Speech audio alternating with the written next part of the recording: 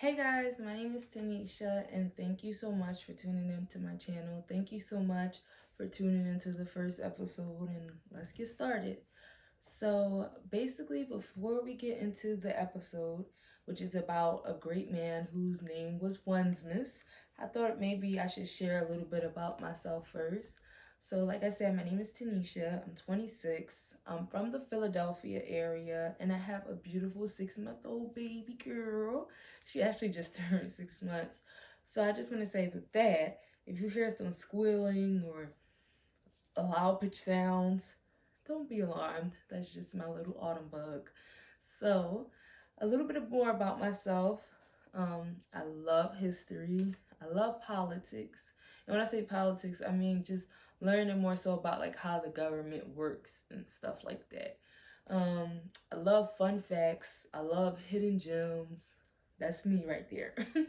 So, all my life, for as far and as long as I can remember, I have always been interested in history. But I would say that interest turned into fascination when I was probably in high school. And it turned into that because um, though I am very appreciative for the American educational system, especially history, I feel like a lot of times the things that we learn, it can be quite repetitive. Though those things are very important that happen, there's so much history out there that we don't learn, that can be so empowering to a group of people, to generations, to can be so empowering to a lot of people that we don't learn. But I do understand there's only but so much time that we're in school, and there's like eons of history. So I understand, you know. But basically, when I was in high school, I was just kind of getting tired of learning the same things over and over again. So I just decided maybe I should use my free will to look up history. And it just started with a simple click, another click, another click, another click, another click. And here I am later, still studying history. I'm not in college for it, though I did go to college for political science. I'm not in college for it, or, I just do it for fun. It's just very interesting to me. I love it. So, and like I said, history can be so empowering to so many people, and I wanted to share some of that empowerment with you.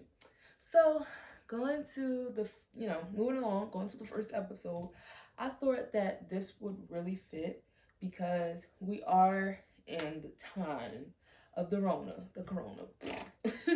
And so I thought this story, this event that happened in history, will be very fitting to today. Because, I'll say this too, history always repeats itself if we don't learn from it.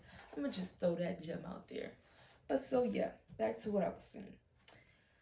This episode is about a man whose name was Onesimus. So, where Onesimus is specifically from, or his date of birth, or the time, it's not really known. But what we do know about Onesimus is that he originally was from Africa. He came to North America as an enslaved man. So, we do also know that he was alive sometime in between the 1600s to the 1700s. And Onesimus is actually not even his birth name. That was the slave name, basically, that he was given to him by his master. And yeah, and his master was actually a man named Cotman Mather. Cotman Mather was a minister, and he also was a very prominent figure in the Salem witch trials. And we're going to talk about that later. But so he was a minister, very prominent figure in the Salem witch trials, and he was gifted Onesimus. Isn't that crazy? That people would gift people humans, whatever. But that's how them two cross paths. So while Onesimus was with Mather, Mather said that Onesimus was very intelligent. He could tell that he was educated, a bright man, and that he knew what he was talking about. And so Onesimus had been spending time with Mather, and Onesimus, had told Mather about this method that had been being used in Africa for generations, for hundreds of years. It was a long practice and long used. And so Onesimus told Mather about this method, and basically the method was they would get a healthy person, cut a little, cut on the healthy person and put like a virus or something, or some juice of a virus into the healthy person's small cut, and basically vaccinating them. That's not the word that they used back then, of course, but that's what we know it to be today. So that's why I say vaccination. So yeah, so he told him about that method, whatever. Then in 1721, it was like a huge smallpox outbreak in Boston. So when that outbreak happened, Mather started to promote this method that Onesimus had told him. And of course, he was met with ridicule, he was met with shame. People thought that it was immoral and that he was immoral for even promoting it, but they thought it was wrong to get a healthy person sick. Like, that's just some of the talking points, And also, they actually thought that this was a plan from the Africans to overthrow the white people and overthrow white society. And I say that because when Mather started to promote this method, he did credit Onesimus and he credited African medicine as to where he got it. So people were like, "You crazy as hell." I mean, excuse me. But the people were like, "What? Oh my God. Like, y'all trying to overthrow us. Like, no." So that happened, and then a doctor by the name of Dr. Boylston, he had heard about the method, and so he decided to try it on himself.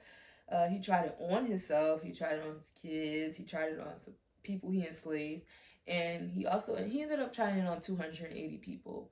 And so basically what he would do is he would get smallpox juice, dip a needle in that, and then scrape it across a healthy person's skin, in a sense, vaccinating them. So after he did that, out of the 280 people, 6 people ended up getting smallpox and dying. Versus, I believe it was 5,889 people who didn't get the vaccine, who caught smallpox, and 844 of them died. So then after that, that's when people started thinking, oh, well, maybe this is not a hoax. Maybe this is not a master plan to overthrow us, whatever. And there you go. But in 2016, Onesimus was actually named one of the best Bostons, out of 100 of the best Bostons to ever live by Boston Magazine. Ta-da! So that's what I mean. That's what I mean by saying history can be so empowering. There are so many hidden gems in history that we don't know, etc., etc., etc. Who would have known that an enslaved man by the name of Onesimus is considered to be one of the founding fathers of basically vaccinations in the Western world? Who would have known that? How empowering is that to know that people have been doing this in Africa for generations and generations and generations? How empowering is that? How dope is that? And so, with Mather, like I said earlier, he was a part of a huge prominent figure of the Salem witch trials. And we know about the people being killed, being falsely accused of being witches just because people couldn't get certain stuff out of them, or just to get them out the way. How many people were affected and killed because of that? He had a huge hand in that. But then he also had a huge hand in promoting this method, this African method that Onesimus had told him about, which in turn saved a whole bunch of people and spiraled in something else too we still use today.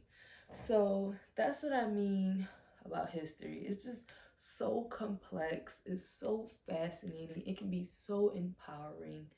And I just want to empower you guys and just share with you guys some things that I've learned and that I find interesting and that I hope you will find interesting too. So again, thank you so much for tuning in to my channel, tuning into my first episode. And I really hope to see you guys back on the next episode. Thank you so much. I hope you guys stay safe and have a good rest of your day.